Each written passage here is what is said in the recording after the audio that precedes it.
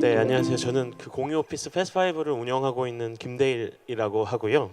네, 시간이 좀 부족한 관계로 바로 시작하도록 하겠습니다. 오늘 주제가 라이프 스타일인데, 일터에서 뭐 공유 오피스 현상을 중심으로 라이프 스타일이 어떻게 바뀌고 있는지 좀 설명드릴까 합니다. 크게 세 가지로 준비를 했고요. 아직 뭐 패스5나 공유 오피스를 모르시는 분들을 위해서 간단하게 설명드리고, 공유 오피스가 최근에 빠르게 성장하고 있는데 왜 이렇게 성장하고 있는지, 그리고 앞으로 어떻게 흘러갈 것인지에 대해서 좀 설명드릴까 합니다. 이제 이거는 저희 고객분들이 저희 인스타에 올려주시는 사진인데요. 해시태그하고 패스5 하면은 이런 뭐 파티 사진이 올라오기도 하고요. 뭐 요새 하는 원데이 클래스나 강연, 혹은 그냥 야근하다가 라운지에 나와서 사진을 올려주시기도 하는데, 이게 공유 오피스를 이용하는 모습이라고 보시면 될 것 같고요. 이게 공유 오피스를 흔히 그냥 단순 전대업, 뭐 임대업 이렇게 보시는 분들도 계시는데, 저희는 이걸 새로운 라이프 스타일로 좀 규정하고 있고요. 실제로 이제 저희 고객분들이 블로그에도 후기를 많이 올려주시는데, 뭐 직원분들이 패스파이어 계속 오래 있고 싶다고 이렇게 올려주시기도 하는데, 이게 단순히 공유 오피스가 뭐 공간이 예쁘고 그걸 럭셔리하기 때문에 그걸 좋아한다고 보기는 좀 어려울 것 같고요. 이게 새로운 라이프 스타일, 그리고 일하는 문화에 맞춰서 적합한 서비스를 제공하면서 고객들의 좀 열광을 받고 있습니다. 그래서 그 스토리를 좀 설명드릴까 합니다. 저희가 2014년 말에 이제 처음 이 사업을 시작하게 됐고요.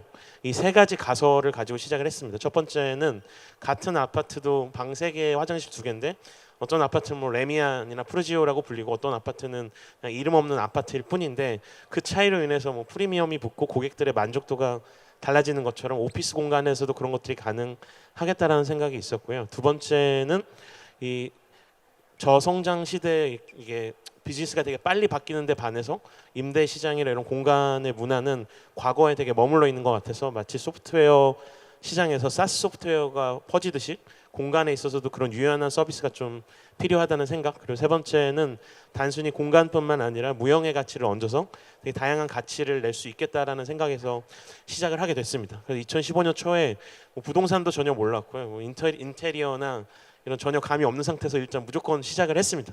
그래서 여기 보이시는 사진이 저희 현재 운영하고 있는 패스5 1호점인데, 이제 부동산 구했으니 뭐 인테리어 해야 되니까 손으로 도면 그리고 가구를 직접 조립하면서 공간을 이제 꾸며서 이제 운영을 하기 시작했고요. 초반에는 굉장히 어설픈 부분도 많았고 시행착오를 많이 겪었습니다. 그렇게 한 2, 3년 정도 하면서 고객들이 어떤 공간을 원하는지, 혹은 일할 때 어떤 부분이 필요한지를 계속 파악하면서 이제 서비스를 업그레이드하기 시작했고요.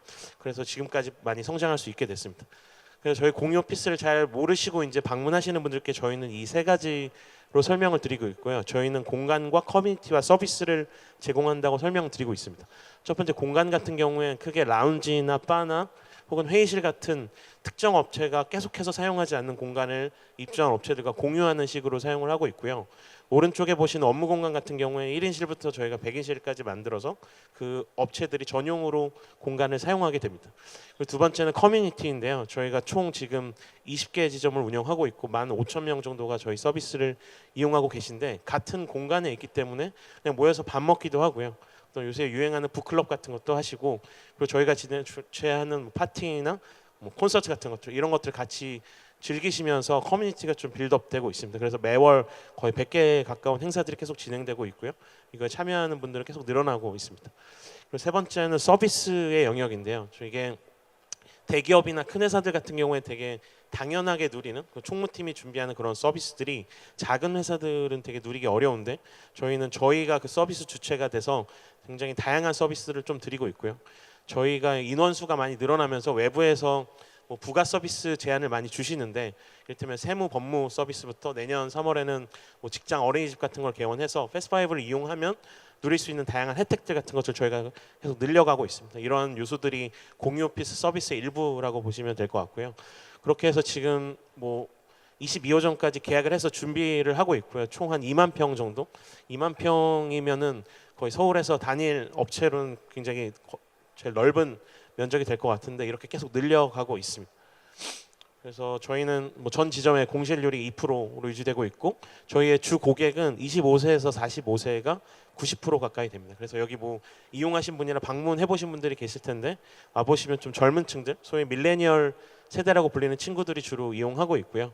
그리고 요새는 큰 업체들이 많이 들어오면서 50인 이상 법인의 비율이 늘어나고 있고요.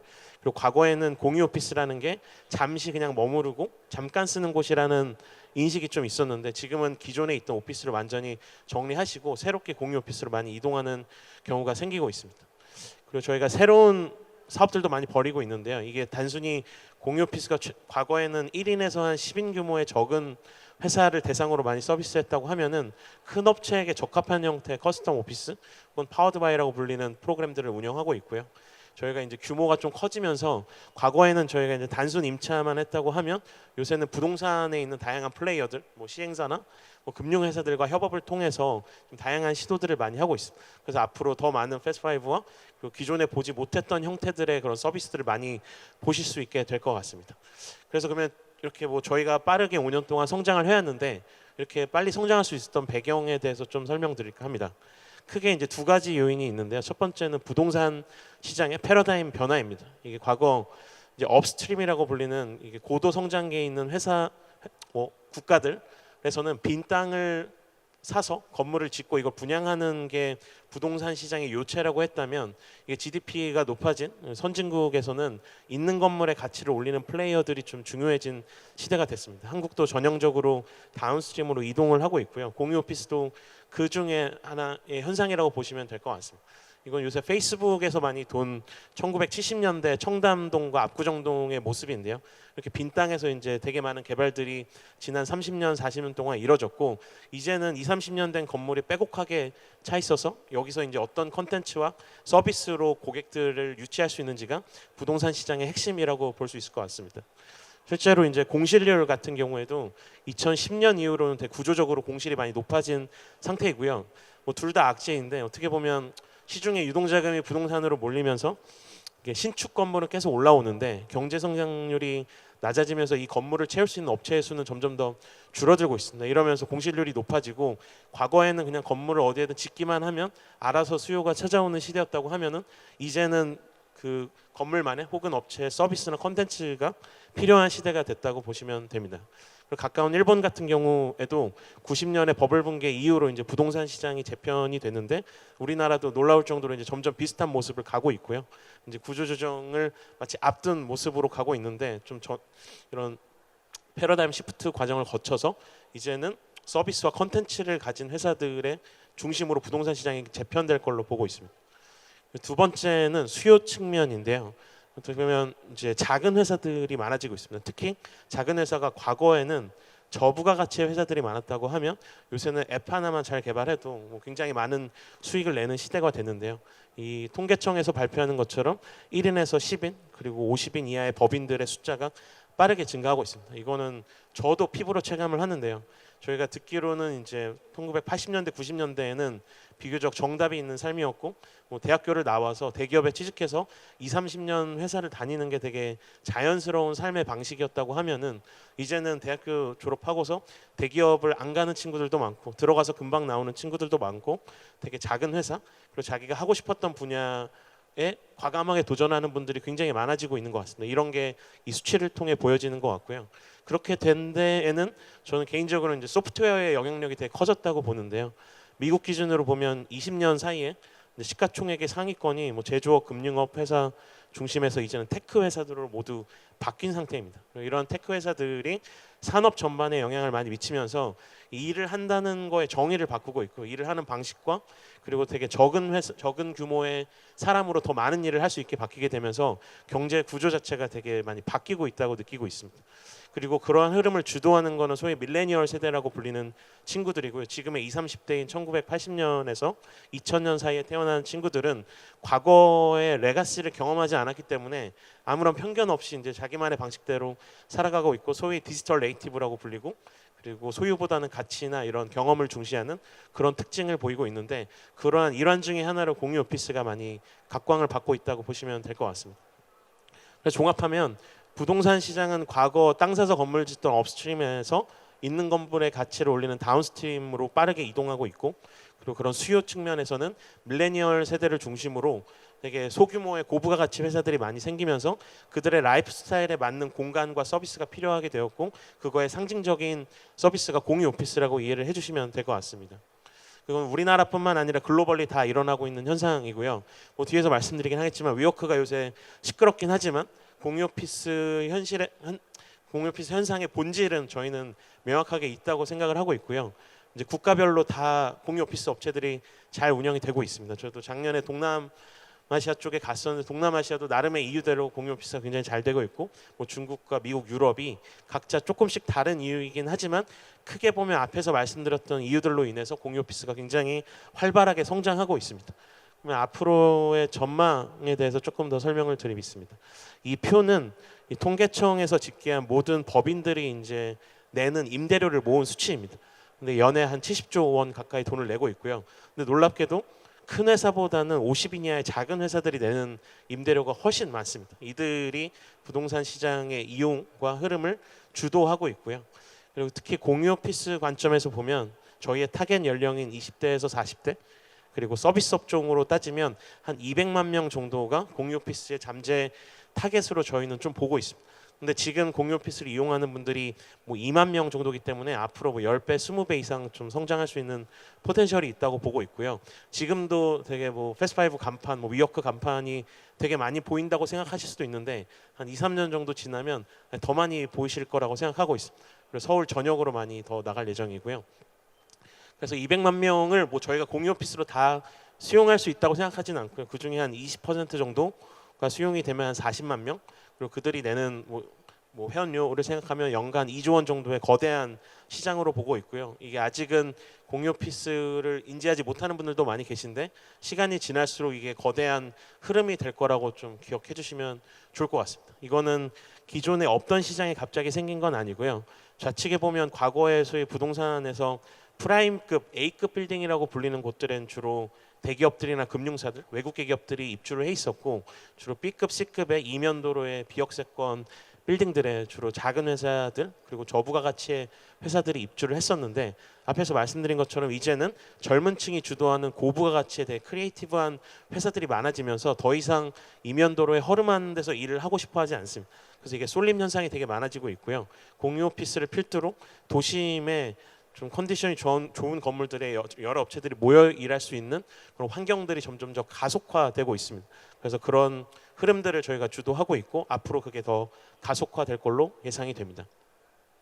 그래서 이러한 패러다임 시프트는 이종 산업에서도 많이 저희가 있다고 느끼는데요. 스타벅스가 2000년에 한국에 처음 들어와서 이게 맛도 없고 비싸기만 해 아메리카노를 누가 마시냐라고 모든 사람이 얘기할 때 점점 이렇게 새로운 세대를 중심으로 문화가 생기고 8년 만에 믹스커피 시장의 20% 정도를 페너트레이트 했는데 현재는 스타벅스 단일 매출로 이제 믹스커피 시장을 압도할 정도로 아예 시장이 이제 전환이 됐고요. 우버 같은 경우도 전통적인 택시의 이용률을 돌파하는데 3년밖에 안 걸렸고 뭐 위워크 같은 경우도 뉴욕에 많이 지점이 있는데 한 100인 이하의 기업들 중에 10%가 이미 위워크를 이용하고 있습니다. 그래서 이러한 패러다임 시프트가 저희는 부동산 그리고 오피스 라이프 스타일에서도 벌어지고 있다고 체감하고 있고요. 이런 것들을 좀 앞으로 점점 더 많이 보실 수 있을 거라고 생각합니다. 그래서 이 사진은 제가 사내에서 자주 공유하는 사진인데요. 제가 보는 공유 오피스는 마치 초기 자동차의 사진인데 이러한 모습과 같다고 지금 느끼고 있습니다. 여기에 공유 오피스를 과거에 경험했거나 지금 쓰고 계신 분들도 계실 텐데 뭐 좋은 점도 있으시고 불편한 점도 있으실 텐데 앞으로 계속 업그레이드 되는 걸 느끼실 수 있을 거라고 생각하고요. 아마 자동차가 이런 모습으로 처음 나왔을 때 기존에 마차를 타는 대부분의 사람들은 되게 흉측하게 생기고 저런 걸 누가 타나 되게 불편하다 이렇게 많이 느끼셨을 텐데 5년 10년에 걸쳐서 패러다임이 바뀌고 라이프 스타일이 바뀌고 나면은 구시대의 유물은 사라지고 이 새로운 서비스가 점점 업그레이드 돼서 완전히 뭐 주류로 편입되는 과정이 되게 많이 있는데 저는 공유 오피스도 비슷한 현상으로 좀 생각이 됩니다. 그리고 마지막으로 별도의 Q&A 세션이 없다고 해서 제가 행사에 가서 가장 많이 받는 질문 3가지를 뭐 셀프 질문을 하고 답변 드릴까 하는데 이제 위워크가 요새 굉장히 시끄러운데 위워크 사태에 대해서 어떻게 생각하는지 거의 하루에 한 3번씩 질문을 듣는 것 같은데요. 저는 개인적으로는 앞에서 말씀드린 것처럼 공유 오피스는 고객들에게 명확한 가치를 주고 있고 이게 메가 트렌드로 봤을 때 되게 잘 가고 있다고 생각하는데 위워크 같은 경우는 이미 기사를 통해 많이 보셨겠지만 뭐 CEO의 개인적인 일탈도 있었던 것 같고요. 그리고 이 IPO를 앞두고 무리한 확장을 하는데 이게 기본적으로 오프라인 속성이 있다 보니 그리고 로컬 비즈니스다 보니 아시아 시장에서 너무 빠르게 확장하는 과정에서 뭐 적자가 발생하고 좀 무리가 뭐 탈이 난 건데 저희는 개인적으로는 2, 3년 정도 지나면 위워크도 다시 턴어라운드해서 잘 될 거라고 생각을 하고 있고요. 좀 개인적으로 한국 시장에서는 저희가 좀 리드해서 이 공유 오피스를 하나의 뭐 세대의 변화, 라이프스타일의 변화로 좀 이끌고자 합니다. 그 두 번째는 저희가 지금 예정된 게 22호점까지 있는데 몇 호점까지 낼 수 있을 것 같은지에 대한 질문을 많이 하시는데 저는 이제 서울에서만 한 100호점 가까이 낼 수 있다고 좀 생각하고 있고요. 그 이유는 말씀드린 바텀업으로 보거나 탑다운으로 보거나 이 수요가 굉장히 많고 사람들의 라이프 스타일을 저희가 바꾸고 있다는 되게 자신감이 많이 생기고 있어서 저희가 물론 뭐 기존대로 하면 안 되겠지만 계속해서 업그레이드를 하면은 과거에 공유 오피스를 이용할 수 없었던 분들 혹은 공유 오피스에 만족하지 못하셨던 분들도 점점 더 저희 고객으로 편입되고 이 규모의 경제를 통해서 되게 많은 서비스들을 갖추면은 뭐 되게 뭐 크게 상상할 수 있을 거라고 생각해서 뭐 100호점 그 이상으로 갈 수 있을 걸로 보고 있습니다. 그리고 지방이나 해외 진출 같은 경우에 지방은 개인적으로는 좀 많이 후순위로 생각하고 있고요. 저희의 키워드가 밀레니얼 세대 그리고 서비스업, 뭐 크리에이티브 이런 건데 아직까지 지방은 좀 제조업 중심의 나이대가 높은 분들이 경제 인구에 많아서 오히려 부산이나 인천 이런 도시보다는 해외의 좀 큰 도시들이 저희와 유사성이 더 높다고 서울과 더 유사성이 높다고 보고 있어서 뭐 간다면 동남아 쪽 이런 데를 더 관심 있게 볼 거라고 생각합니다. 근데 물론 한국에서도 아직 할 게 많아서 서울에서 더 많은 서비스와 더 많은 확장을 한 뒤에 아마 해외 진출을 고려하게 될 것 같습니다. 그리고 세 번째는 저희가 올해 주거 서비스를 스타트했는데 주거 서비스에 관심이 많으신 분들이 계셔서 근데 주거 서비스는 아직 저희도 이제 막 시작한 거라서 조심스럽긴 한데요. 선정릉역 쪽에 이제 130세대 규모로 일단 스타트를 끊었고요. 그리고 한 6개월 정도 운영을 해보니 뭐 절반은 만족스러운 것 같고 절반은 저희가 기대했던 대로 이게 뭐 공간과 서비스 커뮤니티를 통해서 사는 방식을 바꿀 수 있는 뭐 가능성 같은 것들을 좀 봤던 것 같고요. 근데 절반은 오피스와는 다르게 굉장히 어려운 점들이 많아서 고생을 또 많이 하긴 했습니다. 대표적으로 규제도 되게 많고요. 오피스는 비교적 규제가 별로 없는 편인데 주거 쪽은 규제가 너무 심해서 뭔가 새로운 서비스를 기획하면 그게 불법일 확률이 굉장히 높습니다. 그래서 저희가 새로운 서비스를 기획하기도 어려웠고 그리고 그런 디테일한 측면에서도 그게 오피스에 비해서 주거가 이게 아직 변화를 수용하기 되게 어려운 부분이 되게 많은 것 같아서 저희 되게 스트러글링 하고 있는데 어쨌든 장기적인 관점에서는 주거도 마찬가지로 밀레니얼 세대를 중심으로 혹은 그 이후 세대를 중심으로 문화가 바뀌어야 된다는 생각은 여전히 있고 고객분들 중에서도 그렇게 생각을 비슷하게 하시는 분들이 많으셔서 주거 쪽도 장기적인 관점에서 더욱더 확대해 나갈 예정입니다. 네, 제 발표는 여기까지고요. 이게 항상 저도 이 발표를 준비하면서 이 라이프 스타일의 변화는 이게 서서히 이뤄지다가 어느 특정 변곡점을 통해서 갑자기 확 바뀌고 그게 당연한 게 되는 그 갑작스러운 변화라는 느낌을 많이 받습니다. 이게 서서히 이렇게 변화한다기보다는 과거에는 그게 말이 돼? 이게 뭐 아닌 것 같은데라고 하다가 갑자기 어느 순간 확 바뀌고 나서는 과거가 되게 사라지고 그냥 이게 되게 당연한 게 돼버리는 현상들을 많이 봤었는데요. 공유 오피스가 그 변곡점을 향해서 되게 달려간다고 느끼고 있고요.